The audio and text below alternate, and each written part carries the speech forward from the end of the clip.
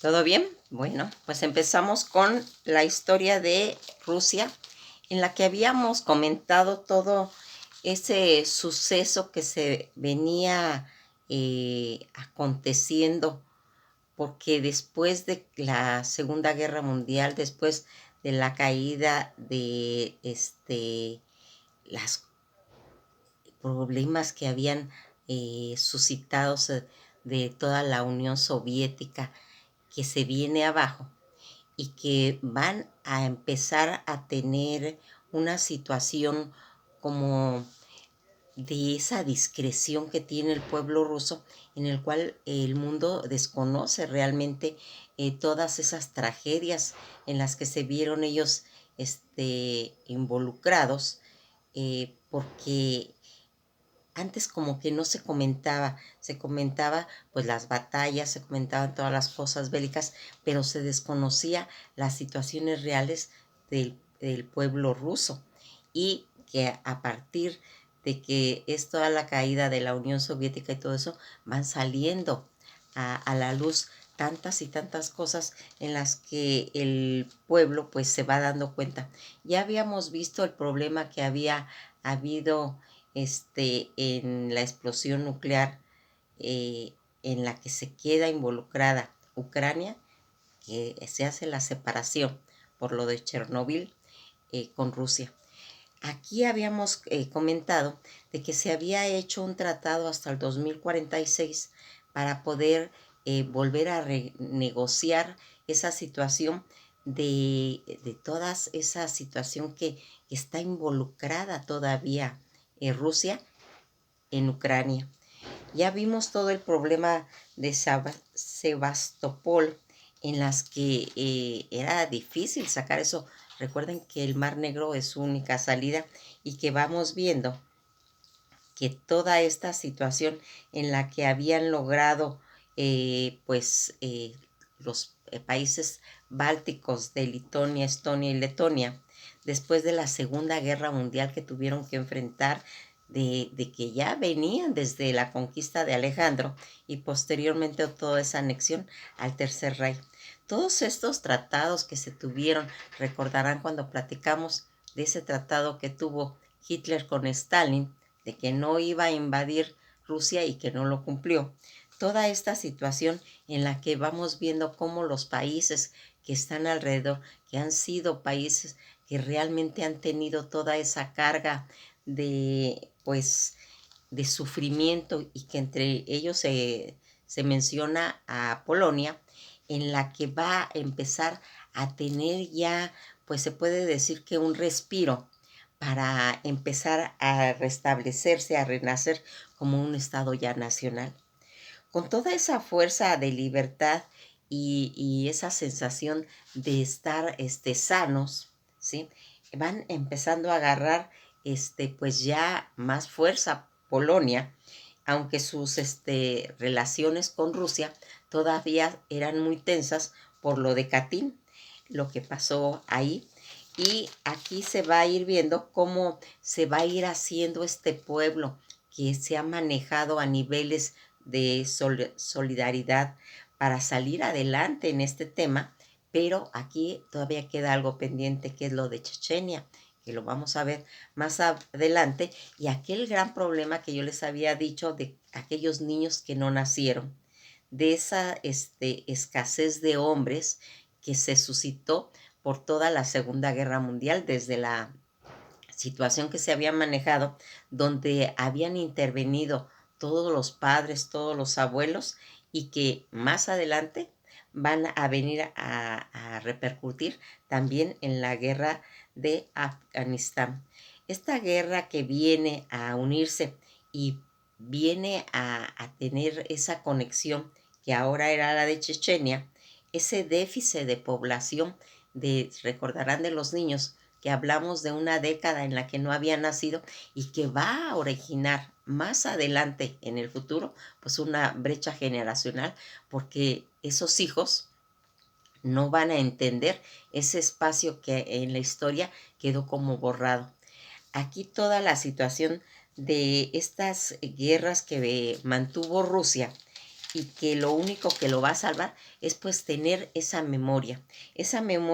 en el patrimonio que ellos han estado tratando de recuperar, así como hay naciones que lo hacen por medio de tradiciones, ellos lo hacen por medio de la memoria. En qué va a consistir eso? En que ellos van a hacer, vamos a comentarlo más adelantito, cuál va a ser una de las causas importantes, pero aquí ellos se van a refugiar en su pasado, ¿sí? Van a cortar todo lo que fue la Unión Soviética de sus recuerdos y se van a remontar a quién, a Pedro el Grande, a Catalina la Grande, a toda esa época zarista, donde ellos fueron potencia y que va a venir un presidente que vamos a hablar más adelante, quién va a ser, el que va a resurgir toda esa nostalgia que tiene ese pueblo, porque es la única forma que ellos encontraron de poderse recuperar psicológicamente, porque había situaciones en las que en determinado momento dijeron, esto lo vamos a olvidar, esta situación, vamos a recordar situaciones donde nosotros éramos grandes, donde nosotros éramos potencia, donde era el sentir el corazón de toda esa madre Rusia que tenían ellos y que eso es lo que los ha ido haciendo que vayan saliendo adelante, donde ellos van a los panteones a dejar flores a sus héroes como Tolstoy y Dostoyevsky, donde le llevan esos claveles que en determinado momento van a ser como un tributo a esos grandes hombres que dejaron huella, que dejaron una estela en su pueblo y que aquí van a ir viendo cómo se van a ir haciendo todas esas situaciones en las que ellos recordarán, pues cuando estaba San Petersburgo, todas esas situaciones, como les digo, que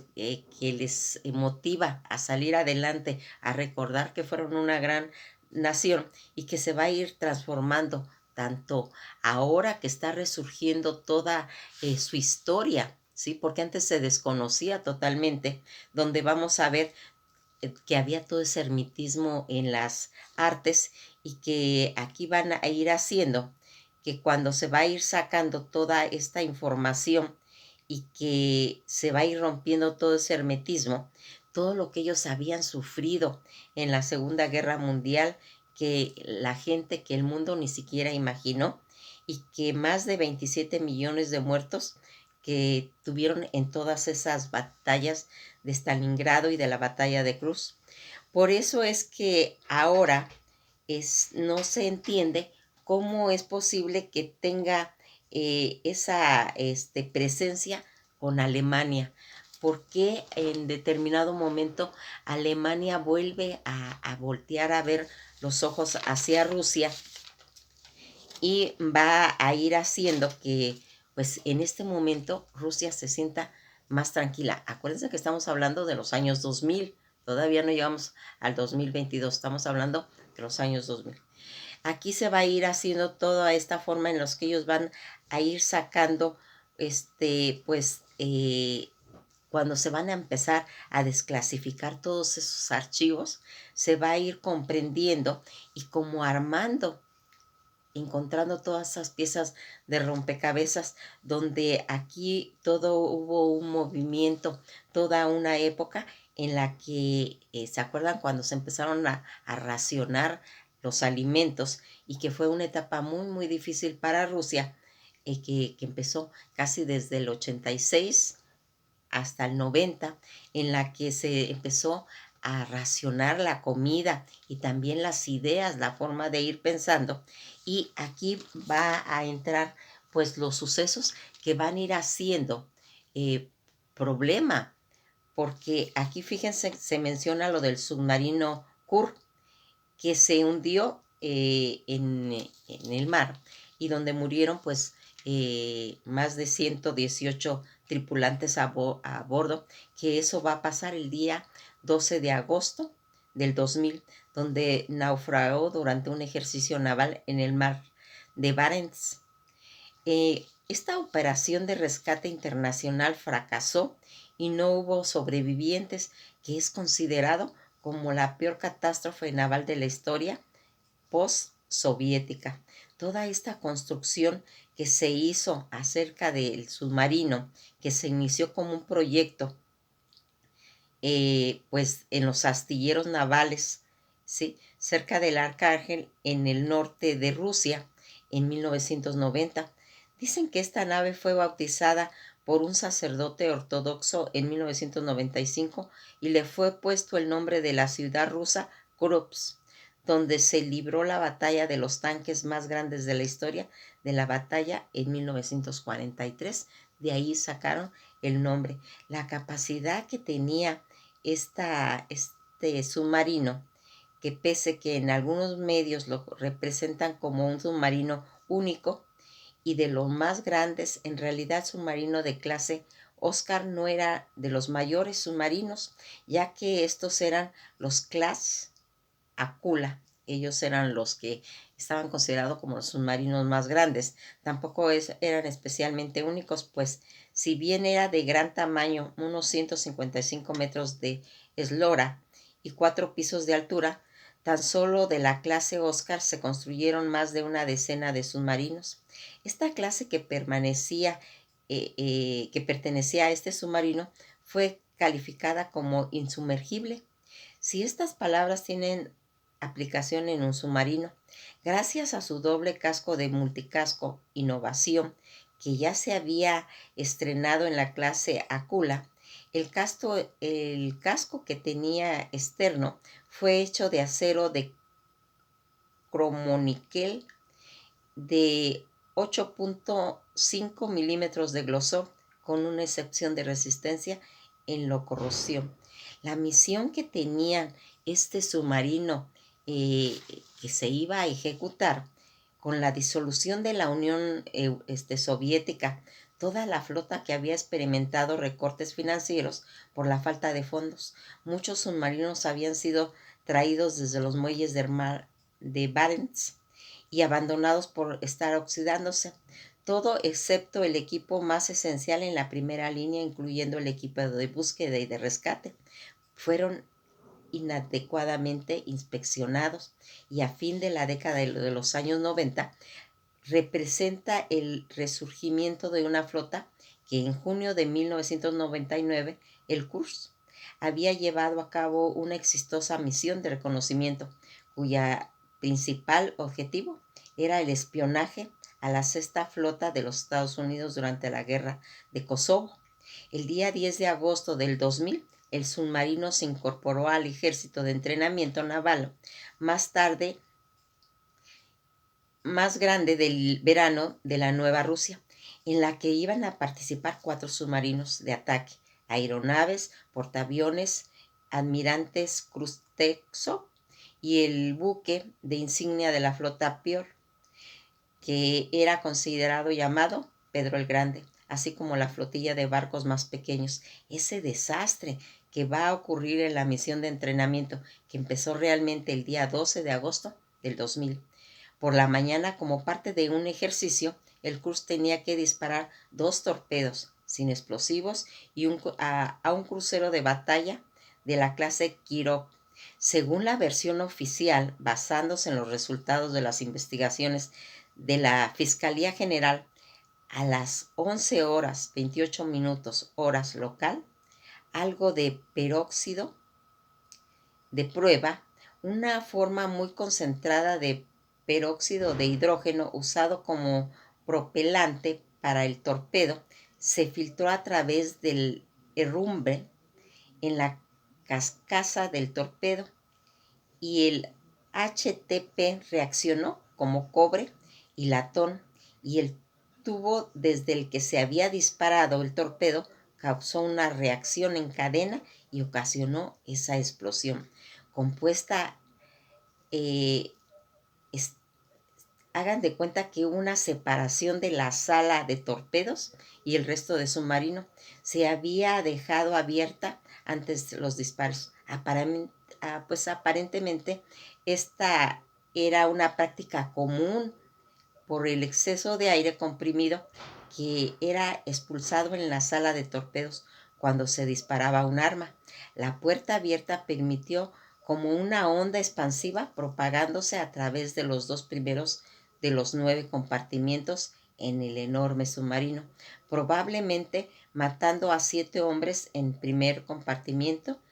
y al menos hiriendo o desorientando a los 36 hombres en el segundo compartimiento. Tras la primera explosión, la onda expansiva se propagó debido a que el conducto de aire acondicionado era muy ligero y más compartimentos incluyeron el puesto de mando, llenando de humo y de llamas. Después de la explosión se cree que el capitán intentó ordenar un soplado de emergencia en el cual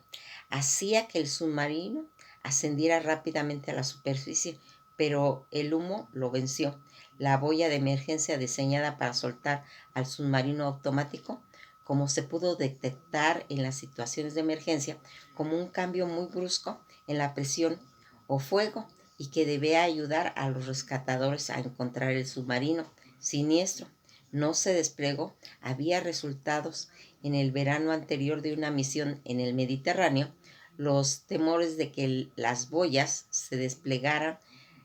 revelando, por tanto, la posición del submarino de la flota estadounidense, llevaron a desactivarlo. Fíjense, toda esta situación en la que está involucrado ese problema, en la que se vuelve a meter Rusia, que ese submarino había fallado y que aquí fíjense que no le avisaron a los daneses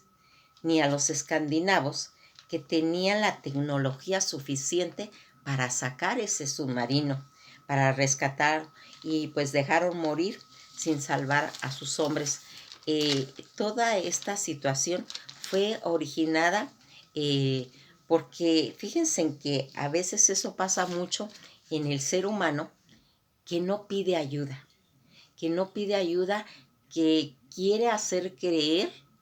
que puede sacar adelante pues sus calamidades. Y eso fue un error que pasó en este suceso de este hundimiento del submarino. Aquí vamos a ir viendo cómo todo este plurito para que la gente pensara que ellos eran capaces de manejar sus propias tragedias, va a originar que esta tragedia suceda. Aquí más adelante viene otra vez a resurgir toda esa brecha generacional en la que se hace que los padres eh, que pasaron por todas esas experiencias en la Segunda Guerra Mundial, los hijos que nacieron después de la Segunda Guerra Mundial, no entendían por qué tenían toda ese tipo, pues, de temores, de miedos, de fobias, de situaciones psicológicas que habían pasado sus padres y que va a originar, pues, ese desconocimiento en aquellos regímenes que pasaron esa gente y en la que el mundo y los hijos ya no podían entender. Pero aquí pasó otra cosa también, pues muy importante. Así como los hijos no entendían la forma de pensar, esa brecha generacional de sus padres, también a los padres les pasó, porque ellos no podían entender la actualidad, no entendieron cuando se hizo ese cambio al capitalismo. Toda esa situación que los llevó a ellos a manejar, a tratar de comprender y tomar decisiones, porque los jóvenes ya venían con otras ideas, ya venían con globalizados, ya venían con esa situación en cuestión ya de la informática, en la que ellos pensaban diferente y que los padres tampoco ya entendían. Aquí vamos a ir viendo cómo los padres se van quedando pues ya arcaicos, ya se van quedando en la prehistoria, ya no pueden entender toda esa situación en la que están conviviendo los jóvenes y que toda esa informática que tienen los jóvenes les sirve para tener unas visiones, porque ellos no pasaron por las guerras, porque ellos no pasaron por todo ese problema de hambrunas, ¿sí? Ahorita los jóvenes están en otro tipo de situación, con otra tecnología, con información y con muchas cosas que en determinado momento, pues ellos dicen, ¿por qué es que esa gente está tan aferrada a esas tradiciones, a esas nostalgias que está viviendo Rusia, y aquí van a estar habiendo pues ya cambios. Más adelante ya viene Alemania, en la que va a empezar a hacer una corrección, a tratar de unirse con sus enemigos, a tratar de ir viendo cómo ir haciendo, y una de las situaciones que logra con Rusia es que salda sus deudas al meter una gran cantidad de dinero reinvirtiendo para la reconstrucción de Rusia, y aquí haciendo la reforma. Tanto esta situación en esa época, Alemania ya empieza a mirar como una forma, pues, en cierta manera inteligente de ver a Rusia, ver cómo se va desempeñando, cómo está, y trata de irse recuperando Rusia ya esto. En el 2004 para acá dicen que ya va a empezar a tener pues ya más sentido, más fuerza, ya más proyección a nivel de toda esta situación, y los dirigentes, que un dirigente de Checoslovaquia, Park Garden, va a empezar a visualizar y a decir que decía, en esa época decía, nosotros preferimos ver a una Rusia enferma que a ver a la Unión Soviética sana, porque para ellos también fue una experiencia muy dura que tuvieron con la Unión Soviética, y que aquí se va a ir viendo. En los aspectos de Gorbachov, ¿sí? Que como ya habíamos comentado, él fue el último socialista, el que empezó a abrir toda esa caja de Pandora, y donde empezó a hacer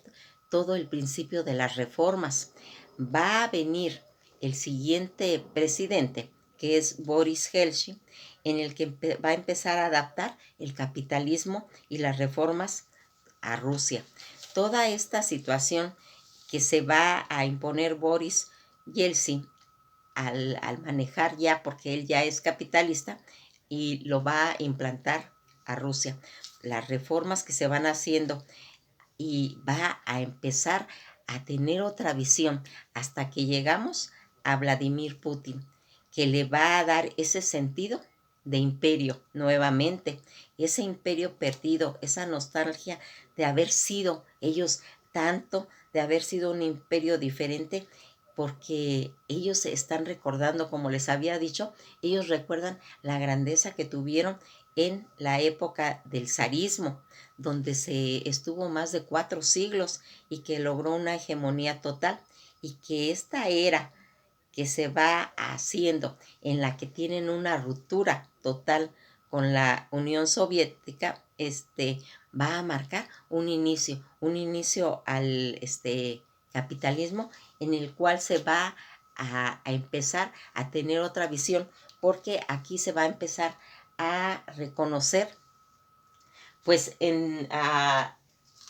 moda del occidente. Ya se va a entender, porque no sabían ellos cómo venía todo ese capitalismo. Para ellos les llegó de momento, y inclusive ellos decían pues que como que estaban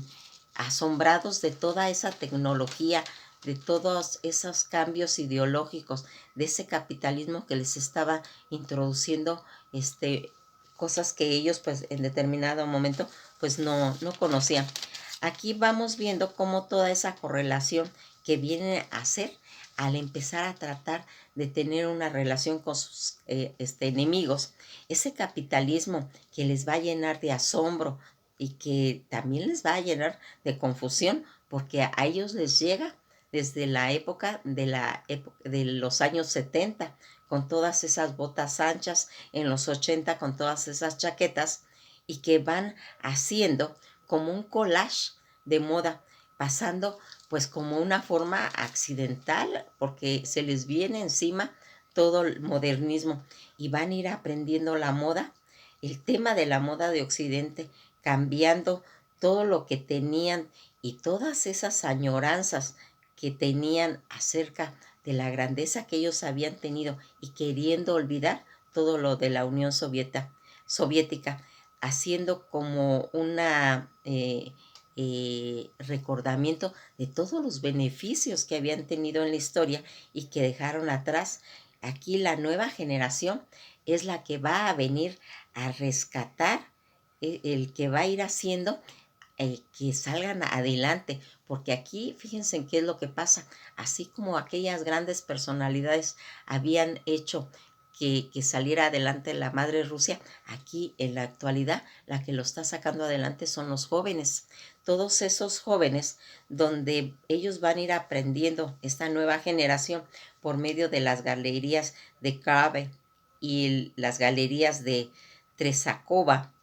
Vamos a ir viendo cómo ya desde el Glasnost van a ir viendo cómo estos movimientos de vanguardia, de modernidad, van haciendo. Y aquí van a empezar a salir adelante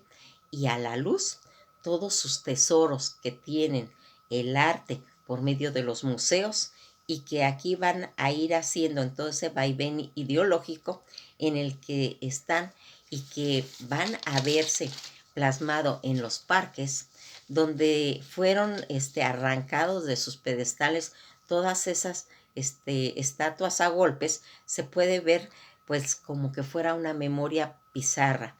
Aquí vamos viendo cómo van a ir sacando a través de toda esta información, de todos estos cambios, esa memoria. Pero ¿quién va a traer la fuerza? Los jóvenes. ¿Y quiénes van a respaldar todo eso? Los viejos. Por eso es que Vladimir Putin es tan adorado, porque él les dio la oportunidad nuevamente de volver a surgir la grandeza que fue Rusia, de esa potencia que fue. Y ahora con este gobierno de Putin, él ha ido inyectando todo ese coraje, ¿sí? Para volver a llegar a ser nuevamente esa potencia que siempre han sido y que aquí lo único que se está viendo es que todavía hay ciertas situaciones en las que no se han podido ir recuperando, como es el problema de Chechenia en el Cáucaso. Pues nos vamos a quedar hasta aquí y pues, ¿qué les parece cómo está el mundo? Cómo están las historias de las personas, porque si se dan cuenta, al final de cada historia se tienen mucha relación con las demás, porque al final de cuentas, pues son humanos. Nos quedamos aquí y seguiremos más adelante con la historia de Rusia.